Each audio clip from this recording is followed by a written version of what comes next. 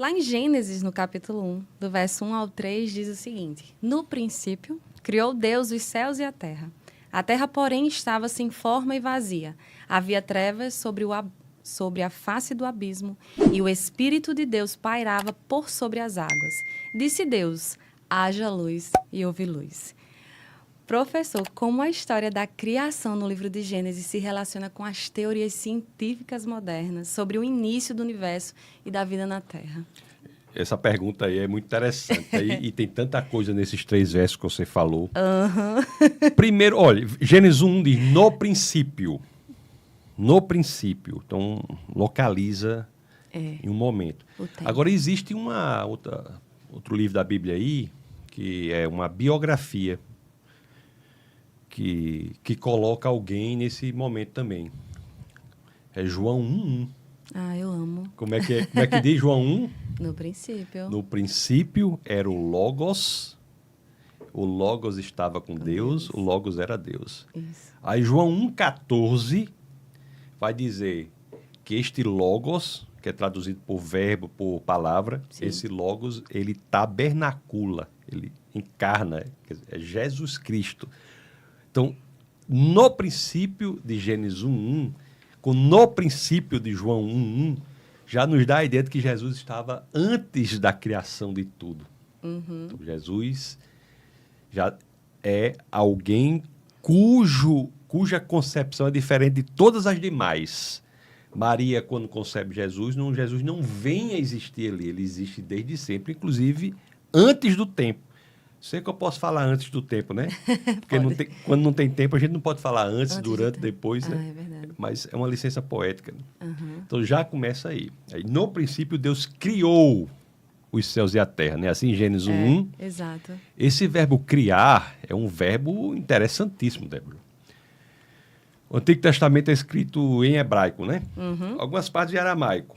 O Novo Testamento é escrito em grego. Então, quando nós lemos essa parte aí em hebraico, do livro de Gênesis, que em hebraico é Bereshit, quando nós lemos o Gênesis 1:1, diz, no princípio Deus criou os céus e a terra. Esse verbo criar é a tradução do hebraico bará. Esse verbo bará é um verbo que designa uma ação. O verbo é uma palavra que designa uma ação.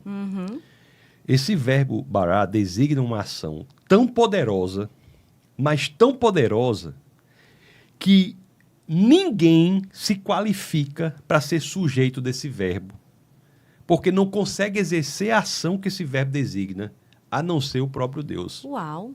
Pois é.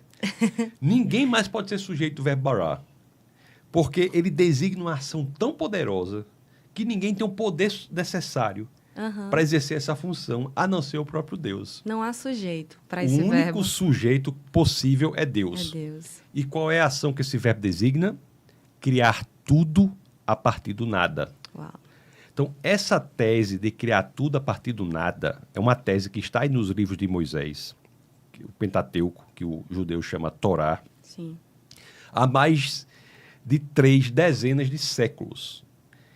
E toda a literatura, durante esse tempo todo, dizia o contrário do que essa frase diz.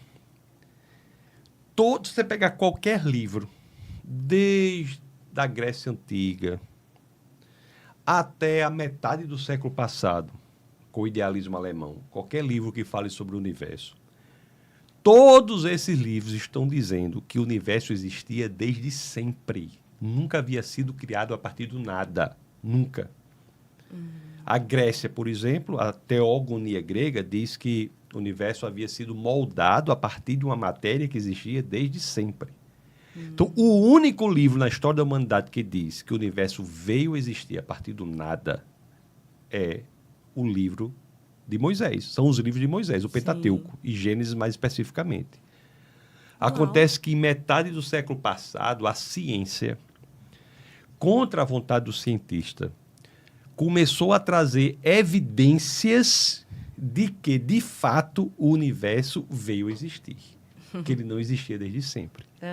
Então, a ciência, é muito recente, né? Metade do século passado, começou a apresentar algumas evidências. Segundo a lei termodinâmica, o universo em expansão com o telescópio Hubble, radiação de fundo, que foi descoberta por Penzias e Wilson no laboratório Bell. Eles, inclusive, ganharam até um Nobel sobre isso nos anos 60. Sim. A teoria da relatividade. Einstein nasceu em 1879, na cidade de Ulm, no sul da Alemanha, e morreu em 1955 nos Estados Unidos, em Princeton. Einstein, quando ele cria a teoria da relatividade, ele olha para a teoria da relatividade e a teoria da relatividade diz que o universo teve início. Aí ele diz, não, eu não posso lidar com isso, porque se o universo teve início, eu tenho que dar conta de quem é o criador. Se o universo foi criado, Exato. eu tenho que saber quem foi o criador. Então ele diz, é muito melhor lidar com o modelo de universo que nunca tivesse sido criado, que tivesse existido desde sempre, e, portanto, não haveria de se falar em criador daquilo que não é criado.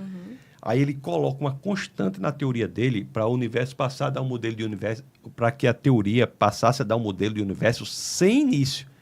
Quando ele coloca a constante na teoria, a matemática da teoria gera uma divisão por zero, que não pode. Então, ele é forçado pela matemática a tirar a constante, e a relatividade só faz sentido com um universo com início. Então, são várias descobertas em ciência, urânio radioativo, várias descobertas em ciência, que, contra a vontade do cientista, força o cientista a dizer que o universo teve início, exatamente como dizem os livros de Moisés.